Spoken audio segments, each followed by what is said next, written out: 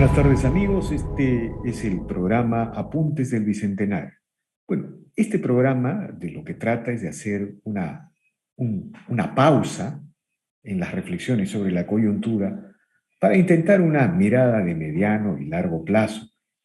En un año en que se cumple el bicentenario de la independencia del Perú, el fragor de la coyuntura, la tensión, la polarización, el enfrentamiento entre los peruanos que ha desatado la convocatoria de una asamblea constituyente y el proceso de vacancia en el Perú que desarrolla un sector de congresistas, nos hace olvidar que el Perú está en el bicentenario.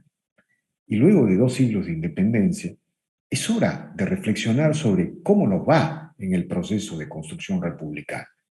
A nuestro entender, el proceso de vacancia contra el presidente Castillo y la crisis en la que se encuentra el gobierno del señor Castillo, lo único que revela es que el proceso de construcción republicana sigue siendo un fracaso, puede calificarse como un fracaso.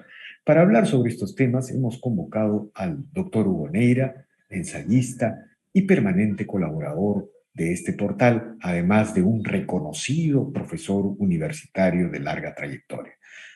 Muy buenas tardes, profesor Neira. Gracias por participar en este segmento. ¿Cómo están?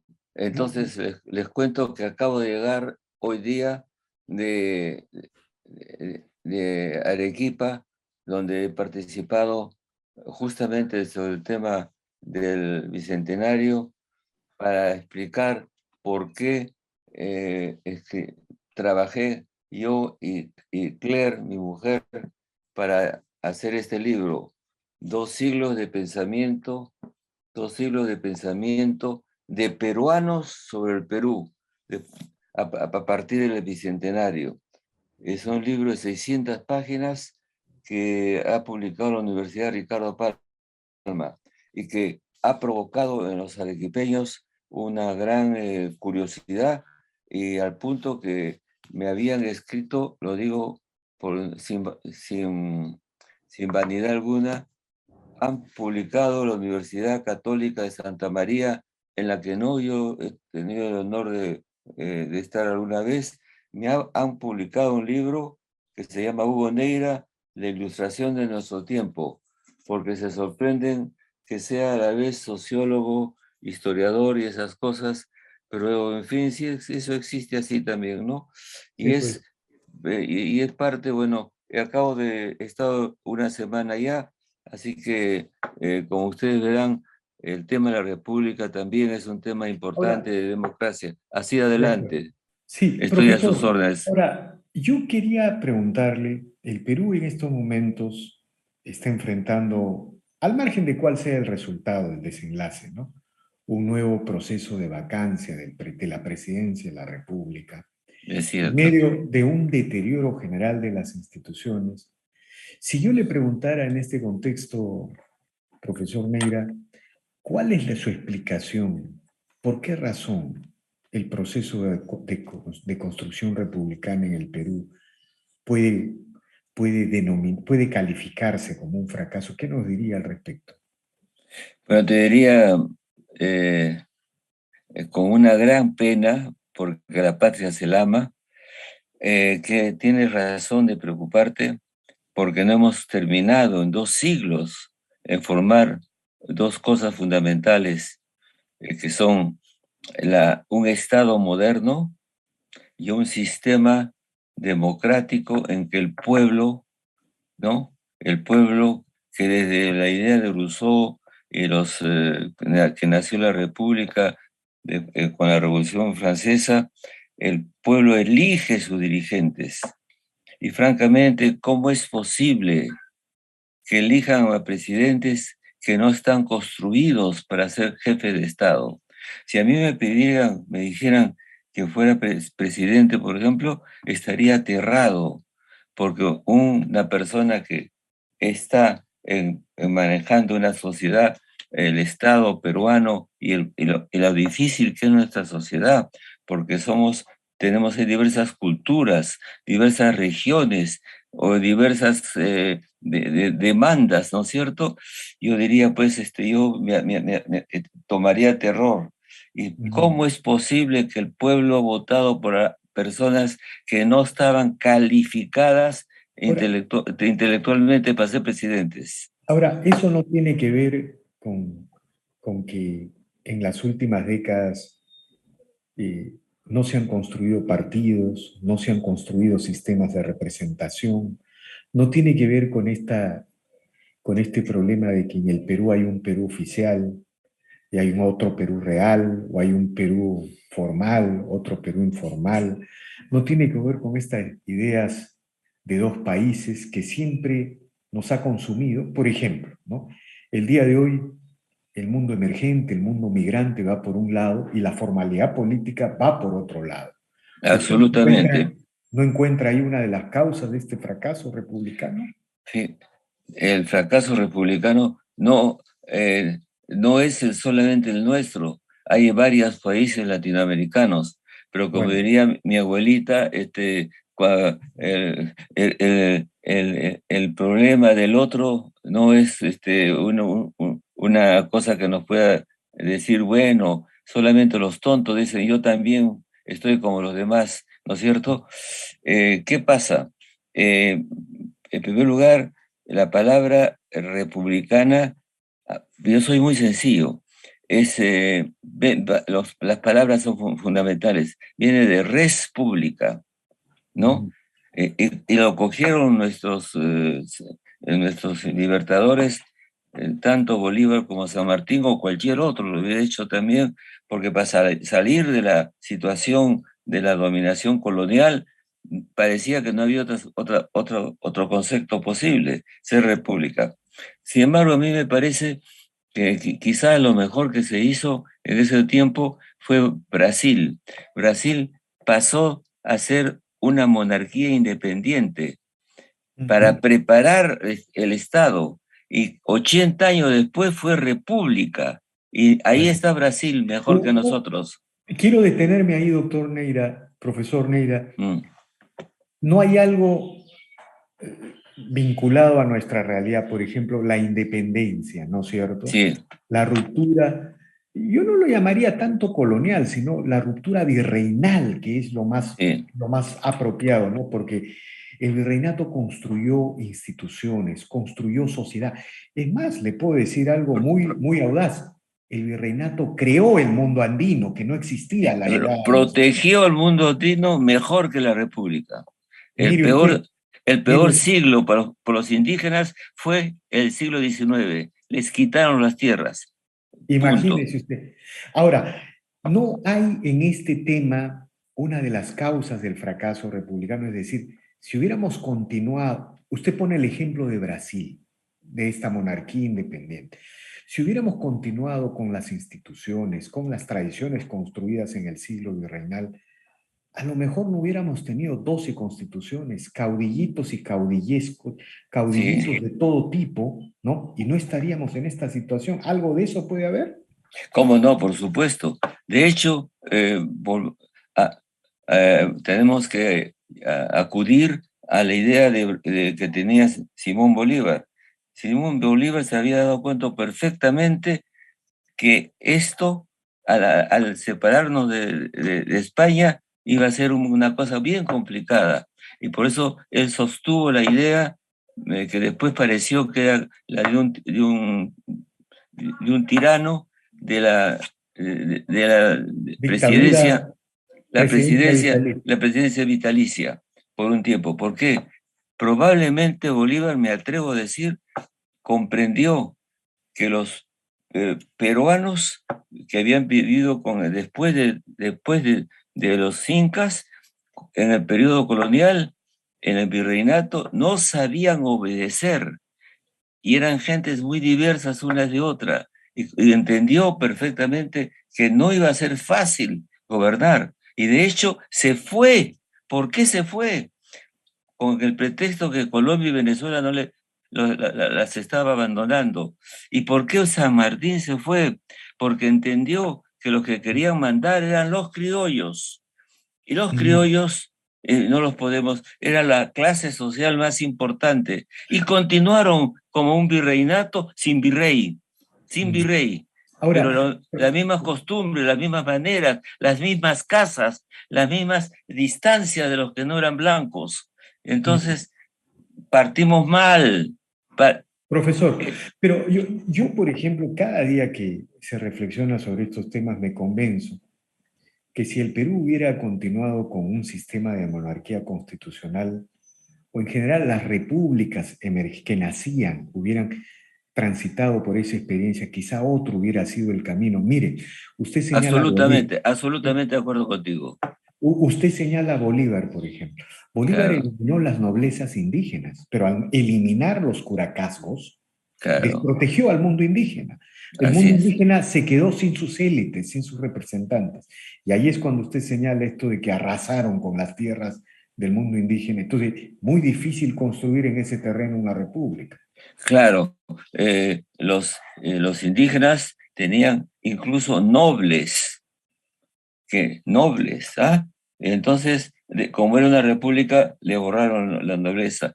Quien ha dicho esto bien claro, yo lo repito, ha sido esto de la dominación de la costa a la sierra y los señores que tenían dinero y que podían comprar tierras en las sierras, eso lo ha dicho simplemente el mejor historiador que hemos tenido, Basadre. Imagínate, Basadre, un concepto que no se ha difundido mucho en el siglo XX, ¿no? Eso está no. en Basadre, efectivamente, Está ¿no? en Basadre. Basadre señala cómo los auyus, campesinos que había en el sur y en la sierra, entraron en litigios con los grandes ricos hacendados de la costa de Lima, del Perú. Y entonces, te imaginas, tú y a los que nos van a escuchar, que en, una, en un enfrentamiento legal, una comunidad campesina de indios iba a ganarle a un gran señor, perdieron la tierra legalmente, Es se quedaron, impresionante, profesor, es impresionante romper con un mito, ¿no? Finalmente el virreinato creó el mundo indígena, protegió al mundo indígena y la república, la independencia, la desprotegió. Entonces, es impresionante. Esto es un gran mito que quizá tiene mucho que ver con nuestro fracaso como república, ¿no? Porque precisamente mucho. una de las grandes preocupaciones de esta generación del 900, luego Sí. después de Haya y Mariátegui, fue cómo crear una república con dos países, un mundo criollo que controlaba el poder político, el poder económico, y un mundo Bravo, andino masivo que estaba claro, excluyendo todo, ¿no? claro. Sí, acá me alegro mucho de lo que dices porque creen que el virreinato fue todo una dominación solamente. El virreinato necesitaba, vamos a ser bien claros, no es una cuestión ¿cómo diría?, de moralidad, de ser buena persona, no, necesitaban los indios de dos maneras, y como no, lo repito porque no se hace historia del Perú y no se sabe qué pasaba. Necesitaban a los indios porque hacían el tributo era lo que es para nosotros hoy día pagar al Estado algo. Y por otro lado, los necesitaban para mano de obra. Y entonces defendieron a los indígenas y les pusieron una autoridad que se llamaba que era nombrado desde España. Y entonces esas dos cosas eran importantes más que la plata que se enviaba a Europa, era el dinero Pero del empréstito. ahora, también había el otro asunto en el virreinato español, ¿no? El virreinato español, como el imperio romano, como antes lo fue el imperio helénico de Alejandro Magno, era un imperio que integraba, que buscaba el mestizaje y debajo y encima, digamos, el cemento de ese mestizaje estaba un poco en el catolicismo tradicional que buscaba Fundamental, evangelizar. Esa es la gran diferencia del imperio español con todos los demás imperios de su tiempo, ¿no? Y, claro. y digamos, eso es algo que hemos olvidado.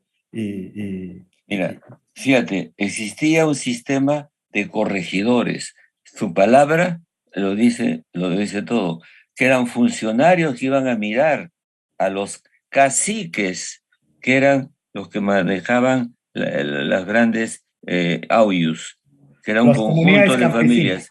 Las Sí, comunidades la campesinas. comunidad campesina. Había una relación y esos corregidores se les conoce en la historia y entonces esas personas eran nombradas, eran funcionarios. Había un encuentro entre el mundo, entre las autoridades del virreinato y las autoridades de los indígenas mismos y tenían sus tierras. Y luego venía la iglesia que los protegía. Entonces, Sí, ¿cómo es, cómo, cómo es posible que no sepamos eso? Y entonces, en el momento que se viene el periodo de libertad, desaparecen los representantes, que eran los nobles, tan nobles que Tupac Amaru II, cuando se lanzó, los nobles cusqueños no quisieron ir a la independencia. porque defendían al rey, eran Así es. promonárquicos. Y lo que ya Siempre, tenía la habilidad del mundo indígena, que yo me saco el sombrero, para acomodarse a ese sistema y no desaparecer, como claro, desaparecieron pero los indios de América del Norte, ¿no es bueno, cierto? pero además, profesor, el mundo indígena era promonárquico. La prueba de ello es que en las batallas de Ayacucho y Junín, casi el 90% del ejército realista era indígena, mientras que los ejércitos libertadores eran de extranjeros, mestizos. Quizá el haber olvidado estas cosas. Mira, si nos ponemos en los zapatos de los indios o en sus ajotas o ojeta de esa época, diríamos, ya sé qué va a pasar. Los blancos criollos nos van a comer. Así les temían a los criollos y tenían Bueno, razón. ahí está, profesor, si yo le dijera, ahí está pues la raíz. Ahí está la raíz, ¿Por qué perfectamente. fracasamos? ¿Por qué empezamos a construir la república como un fracaso? Porque no se produce una república res pública para todos con un estamento de blancos y un estamento de indios. El estamento de blancos, ¿qué culpa tienen que fueron herederos de las familias españolas? Pero los indios iban a ser no había, Y, y- los siervos y- de estos. Entonces, ¿qué república es esa? Es Así es. igual. Quizá acá valdría la pena un poco detenernos, profesor, porque cuando uno habla de república, uno habla de un gobierno de instituciones, ¿no? Uno habla de derechos establecidos y que son administrados por un gobierno de instituciones, no un gobierno de caudillos, no un gobierno de poderes fácticos, no un gobierno de mayoría circunstancial, como pasó en la República Romana, imagínese usted, ¿no? Esa gran Claro. tradición. En Roma había un grupo de aristócratas, eran los senadores que elaboraban la ley, pero el pueblo tenía derecho al veto mediante los tribunos. Por eso se producían buenas leyes en Roma y por eso Roma tuvo 450 años, 4 siglos y medio de tradición republicana. Entonces, a eso nos Absolutamente. referimos como república o como fracaso como Bueno, república. pues eso, fíjate, el siglo XIX, la población masiva, como siempre, era indígena o por lo menos mestizos, etcétera. Nunca tuvieron, durante todo el siglo XIX, nunca tuvieron el derecho al voto, ni a ser votado tampoco. O sea, ¿qué república es esa que el 80% de la población no tiene derecho ni a votar ni a que lo voten por ellos? Y había presidentes. O sea, teníamos un sistema que los necesitábamos para las minas, para el trabajo, ¿no? Para que trabajaran en las haciendas, pero no tenían ningún derecho Ahora, político. Ahora, el mestizaje, ya volviendo pues al presente, profesor, Sí. uno no puede ignorar dos hechos históricos, ¿no? Uno puede estar, soy muy crítico de Velasco, como también tengo críticas al proceso fujimorista, pero en el siglo XX estos dos regímenes fueron los que transformaron el rostro del Perú y de alguna manera fueron construyendo este Perú. Digamos, el día de hoy hay un Perú mestizo, ¿no? Así es. Lo que yo pretendo decir es que el día de hoy hay un Perú mestizo. Lima es, y es una especie de venganza de los Andes, ¿no? Porque Lima el día de hoy es la mayor ciudad andina del Perú. Es como si los Andes se hubieran vaciado o hubiesen tomado Lima. Todos los departamentos del Perú están aquí en Lima. La gente de todos los lugares, ¿por qué? Porque buscaban la modernidad que no llegaba antes de la reforma agraria a los Andes y otro empleo, o imagínate qué cosa era tener un dolor de muelas y no tener en Cajamarca o en Puno a un dentista cercano. En cambio, tenían que llegar a los lugares donde había modernidad. Y entonces ha sido la gran migración, cambió el Perú. Es Efectivamente. la, O sea, el Perú vivió un proceso de migración quizá como fenómeno muy intenso comparado a otros países de América Latina. absolutamente. Pero esa migración, profesor, nos hizo parecer un poco a la gran tradición emprendedora estadounidense, ¿no es cierto? Porque de alguna manera estas migraciones produjeron ciudades muy particulares, ¿no? Quizá ahora quienes pretendan imponer un proyecto comunista, colectivista, se estén dando cuenta qué significa pelearse con los mercados, con las sociedades emergentes que han surgido en el Perú, Claro. ¿no? Sí, lo más extraordinario y asombroso y que nos lleva a un respeto, el mejor, la persona que mejor trabajó sobre ese tema, pues eran antropólogos, y yo pienso que esta formación que apareció fue extraordinaria, porque para un andino que bajara a Lima o alguna gran ciudad, era tan difícil entender ese mundo que era otro mundo, como pasó con los argentinos al llegar a la migración. En el caso norteamericano no, porque llegaban cada uno, eso lo dice Tocqueville bien claramente, que los norteamericanos tenían algo especial que le llamó mucho la atención a Tocqueville. Un austriaco emigrado o un francés inmigrado o un polaco inmigrado eran iguales, se sentían iguales, porque eran inmigrantes. Y entonces eso nunca se sintió en el Perú abajo, en las clases medias o populares. Y entonces la República continuó con, con los comportamientos de la colonia, haciendo que las personas, las grandes familias, los grandes propietarios, tenían una especie de continuación del virreinato. En qué escuelas se educaba la gente? ¿En qué universidades iban? ¿Dónde vivían?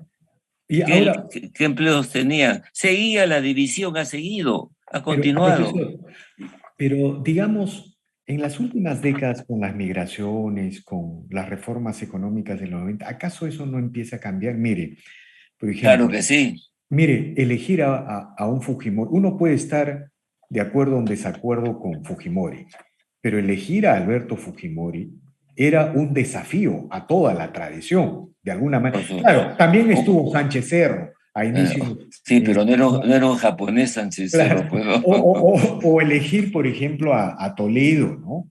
Era ya También, un típico representante antropomórfico del mundo andino, o ahora a Castillo, ¿no es cierto? claro, así Entonces, es. pero eso no necesariamente tampoco significa construcción republicana. También lo estamos viendo con Castillo. Es una especie Claro. de venganza de un mestizaje más jalado al mundo andino, pero tampoco es construcción republicana. Lo estamos viendo ahora con Mira, el tema de en Castillo. los en los comportamientos la verdad sale. Este es un país dividido en dos culturas, por desgracia, y estupendas culturas. Primero, el mundo criollo, ¿no? El mundo criollo. Y por otra parte, el mundo andino, que no ha desaparecido su manera de pensar, su manera de vivir. Yo le dije en esta conferencia que di en Arequipa, yo me he dado la vuelta del mundo por lo menos 2 veces y les juro, por sobre todo, que cada vez que me he encontrado con peruanos, los peruanos son chamberos en cualquier lugar del mundo. Y me decían, trabajo en tal cosa, en tal otra. Eso es andino, esa necesidad de valer porque uno está haciendo algo, de trabajar. El otro valor del mundo Ahora, criollo ha sido el pensamiento, la sonrisa, la broma, ¿no? Ricardo Palma, ¿no es cierto? Y el pero profesor, encontrarse con el pero castellano. valdría precisar un poco la idea de lo andino, ¿no? Porque lo andino es, tiene, digamos, es bastante mestizo. Por ejemplo, lo andino, lo mayoritariamente andino ahora habla español. O sea, eso de que, como dice Bellido, Claro, de que habla quechua, no es real.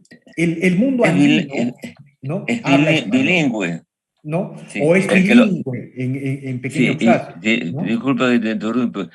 El que me admiraba a mí, que era la fusión de ambas cosas, era inevitablemente el gran eh, pensador que ha sido el que sabía quechua y sabía castellano, y que se llama José María Arguedas.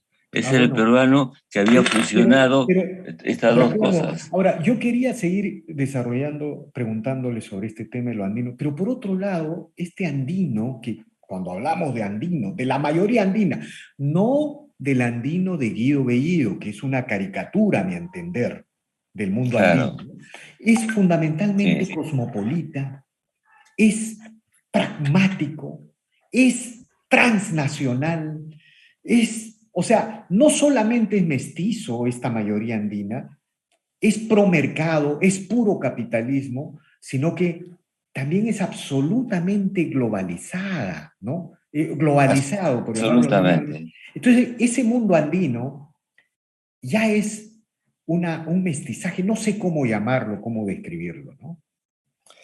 Doble, no, es nacional y es cosmopolita, forma parte de la economía mundial. El país que más es México, pues. México, el mexicano es mexicano, pero al mismo tiempo ya entró a la economía moderna. Mm.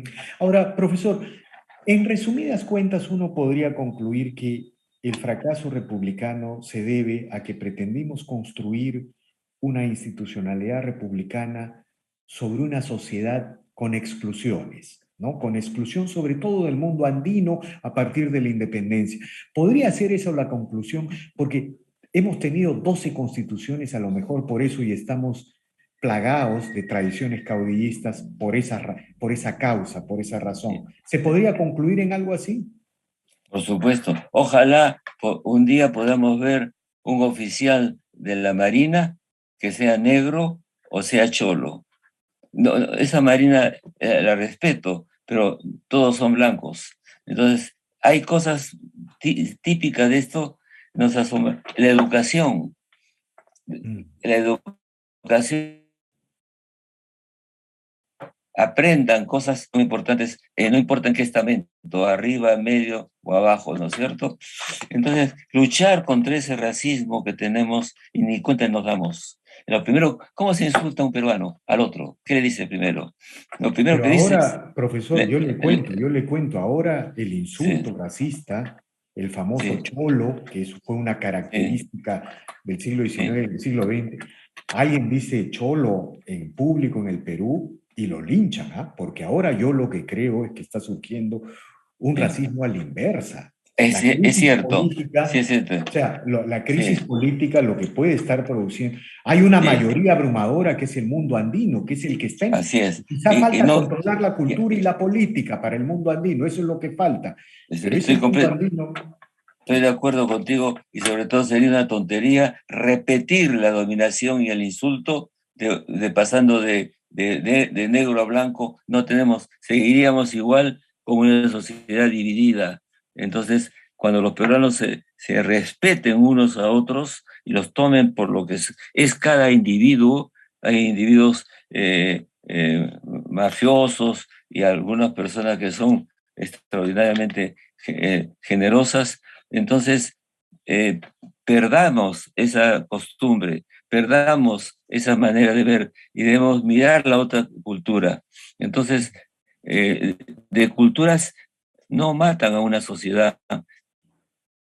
Fíjate la India, que es el Ujú, récord mundial de grupos sociales distintos. Estados Unidos, ujú. cuando Estados Unidos está habitado por una cantidad de gente de diversos países, y sin embargo son norteamericanos, y la ley es para todos igual, etcétera, ¿no es cierto? Entonces, es evidente que es un problema cultural, psicológico, y pasa por la educación. Ojalá yo moriré tranquilo el día que vea un colegio en que los niños sean blanquitos, que vengan las clases altas y cholitos de todas partes. Y además, el problema del cholo ha desaparecido desde que un cantante dijo: Yo soy cholo y no me compadezcas". Esa fue No, la gran frase, ¿no es cierto? Y hoy día yo creo que hoy día que hoy es otra sociedad. Lo que ha pasado, eh, ¿sabes? Es lo siguiente: las clases políticas, todos los partidos, no se han dado cuenta que la sociedad peruana ha cambiado, que es otra sociedad. Y yo le digo a algunos amigos: si Aya La Torre viniera ahora y diera un gran discurso como acostumbraba, lo que escucharía la gente se iría. Sí, no le entiende, no le gustaría, no sería, no habría esa especie de extraordinario capacidad que los entendiera. Aya se mandaba unos discursos y una explicación catedrática de qué había pasado en Europa, de la guerra mundial, del capitalismo, pero todo eso hoy día ha pasado a otras cosas y nos interesan o les interesan las cosas muy prácticas. Entonces la sociedad ha cambiado, Dios mío, y los partidos no cambiaron. así es. Y sobre todo, no se reformaron y se plantearon representar este mundo emergente, este Así proceso es. de migraciones, este mundo popular. Ahora, profesor, yo quería preguntarle ya como tema final, ¿cómo ve usted la amenaza comunista, la amenaza colectivista en América Latina? ¿Cómo observa usted? Usted que ha sido un gran espectador de todas las convulsiones sociales del siglo XX, ¿no? Es decir, cosas sorprendentes, ¿no? Chile, uno de los países emergentes, modelo, primer ingreso per cápita más alto, ¿no? Menos pobreza en la región, pero de alguna manera está enfrentando una amenaza de este tipo. Hay Claro. discusiones, ¿no? Perú, algo parecido, ¿no es cierto? Estamos viviendo el fenómeno Castillo, el proceso de vacancia. ¿Qué explicación tiene usted para lo que está viviendo Perú, Chile, América Latina, profesor Meyer? Yo le llamo a todo eso, aparte de que es una ilusión, el pensamiento mágico. Eh, entonces, con el pensamiento mágico, no avanzamos, pues, porque cuando pensamos que puede haber un terremoto en el Perú, y un terremoto destruya tres cuartas partes de Lima, que está mal construida, ¿no? Decimos: Dios es peruano, no nos va a pasar eso. El exceso de optimismo de nuestros paisanos es realmente un exceso. Yo creo simplemente que deben comprender y tener historia universal por qué diablos los mismos rusos se deshicieron del comunismo. ¿Por qué? ¿Por qué no les preguntan por qué? Si marchaba tan bien, ¿por qué se deshicieron? Porque sabían que no podían alcanzar en la competencia toda la Europa capitalista, ¿no? Y entonces, ni menos con los Estados Unidos que inventó el avión, el teléfono, Internet y todo esto, esta tecnología con la que nos estamos comunicando. Entonces, ¿qué pasa? La idea del comunismo de los seres humanos sean todos iguales, viene desde Platón, desde hace 5.000 años, y siempre ha sido una ilusión que hemos tenido siempre de eso. Tenemos que hacer lo posible para que todos tengan las mismas posibilidades, pero siempre hay gentes que es mejores que otros y hay gentes que no. Un Messi, un jugador como Messi, es pues un caso raro, es un monstruo. Cuando todos están viendo que el balón va a caer en un lugar, ya Messi ya está parado abajo, tiene una intuición, ¿no? Y mete el gol, pues. Entonces, siempre hay gente mejores. La sociedad no puede ser todas iguales. No todo el mundo es Mozart, por mucho que toque un violín. Entonces, debemos olvidarnos. Y otra cosa, ¿y qué me cambió a mí, que era marxista cuando llegué a Europa? Era profesor y mis alumnos me pidieron un viaje a la Unión Soviética. Era fácil, pues, ferrocarril, llegamos a Rusia. Nos quedamos asombrados de la pobreza que tenía la población, que no podía comprar gran cosa porque no había gran cosa que comprar. Era de una pobreza impresionante. Y ahí todos, algunos de ellos callados, volvimos a la Europa capitalista. Entonces, ¿dónde han triunfado? ¿En qué lugar del mundo? ¿En cuándo han salido?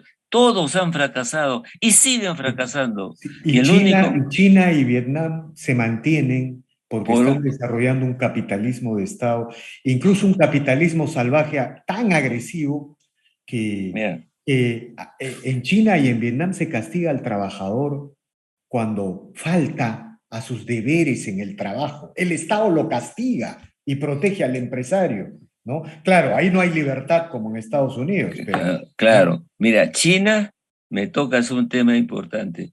China, yo la he conocido un momento, en la época de Mao. Fuimos con Raúl Vargas, y entonces nos invitaron. Después estudié China en un libro sobre las grandes... Culturas, sí, en la sí, gran... no, entonces el, la, lo que podríamos decir, la estructura de China ya estaba hecha a 1.200 años antes de Jesús. Tenían un sistema que no necesitaba nobleza, sino gentes que estudiaban pasaban a ser funcionarios.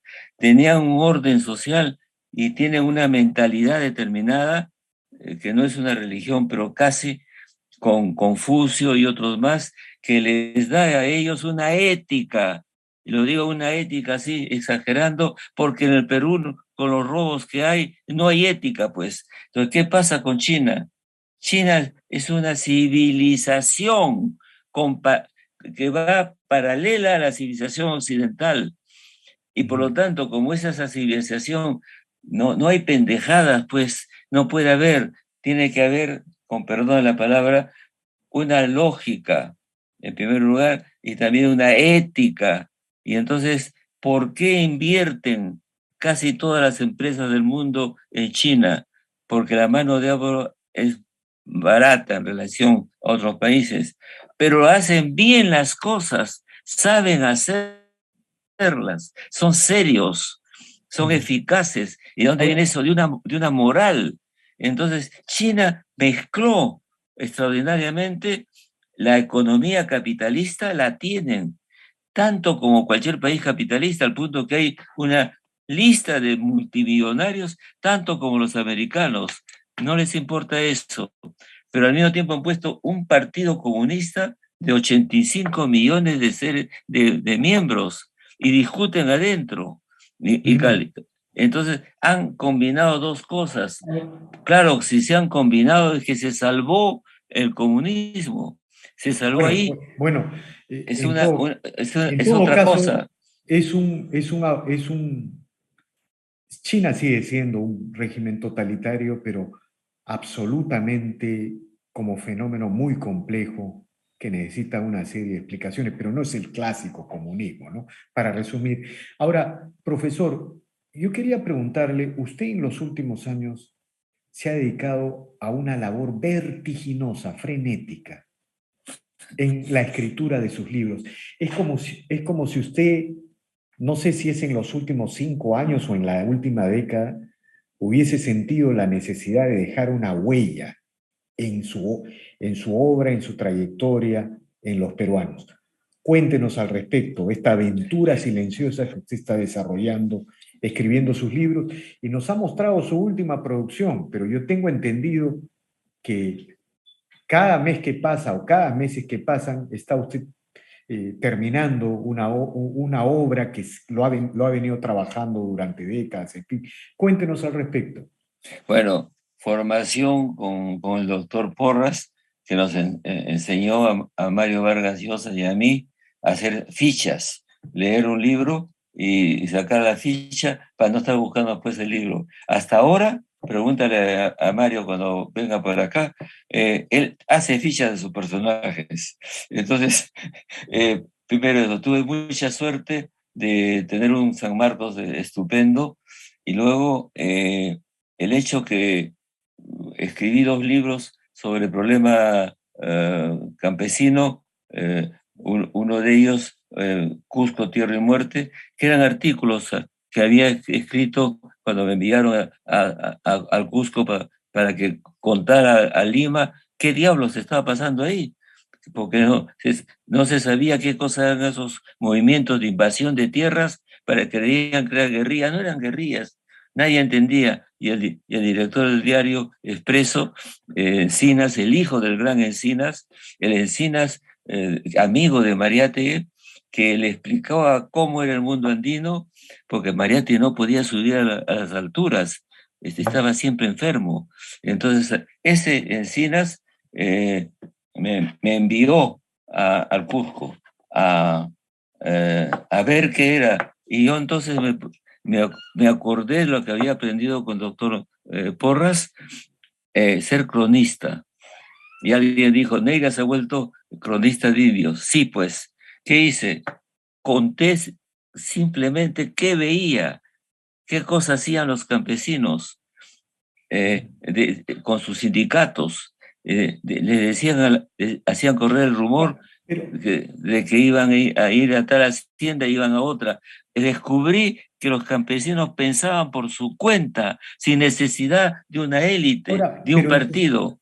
en sus últimas producciones se nota un filósofo, se nota un historiador, se nota un sociólogo, también se nota un cronista y se nota al periodista, pues, de la prosa Gracias a sofisticada, la Dios prosa me ha exquisita. ayudado. Pero Sí, digamos, por ejemplo, usted nos ha mostrado este reciente libro que acaba de publicar de 200 personajes del Bicentenario, ¿no? Pero también tiene, no recuerdo exactamente el título, una obra sobre las comparaciones de civilizaciones, ¿no? claro que sí. Pero también Civilizaciones tiene, comparadas. ¿no? Civilizaciones comparadas, pero también tiene una obra sobre los grandes tópicos de la democracia. Está Sí. produciendo ese tipo de cosas. Este, ¿Tiene usted pensado una nueva aventura en camino?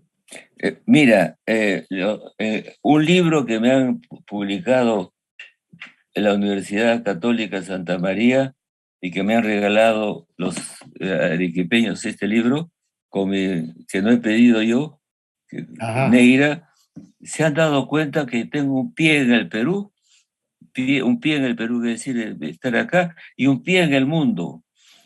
Miro el Mm. mundo también y quiero que los peruanos se den cuenta, por favor, que estamos pues en el siglo XXI y que estamos en una situación internacional. No se puede dejar de ver qué pasa en el resto del mundo. Nos miramos mucho el ombligo.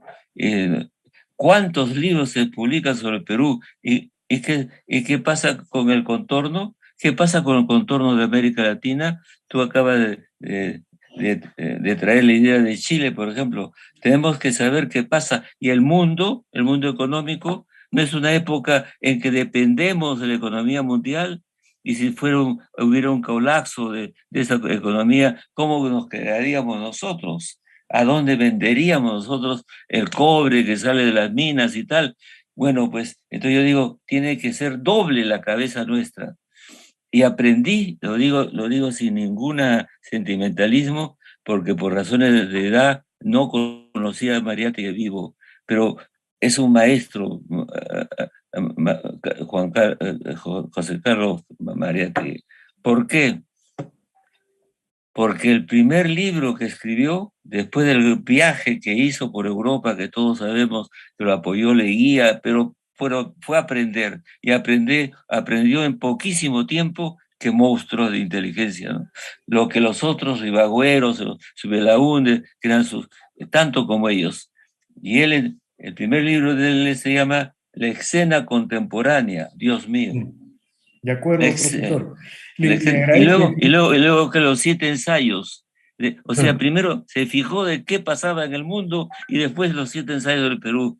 Tenemos que pensar doblemente. Quizás los norteamericanos no lo necesiten, quizás los europeos, porque son parte pues, del mundo dominante. Pero nosotros tenemos que tener un ojo sobre qué pasa en el mundo, ¿no? De bueno y de malo, y nuestro lugar. De acuerdo. De Porque acuerdo, mira, profesor. una cosa de un filósofo español, Ortega Gasset, que decía, ¿qué es usted? Yo soy yo y y yo y mi contorno.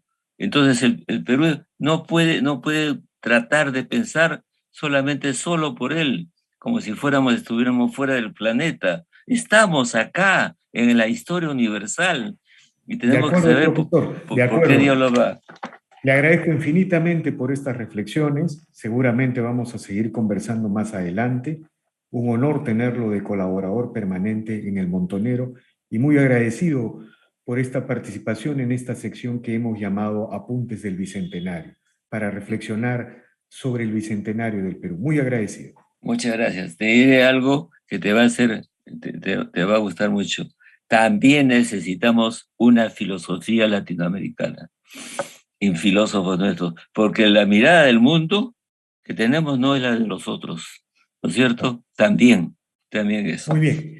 Bien, amigos, muchas gracias, profesor Neira. Gracias por esta interesante reflexión, por estas extraordinarias aproximaciones sobre la realidad nacional, el tema republicano. Le agradezco infinitamente por su participación.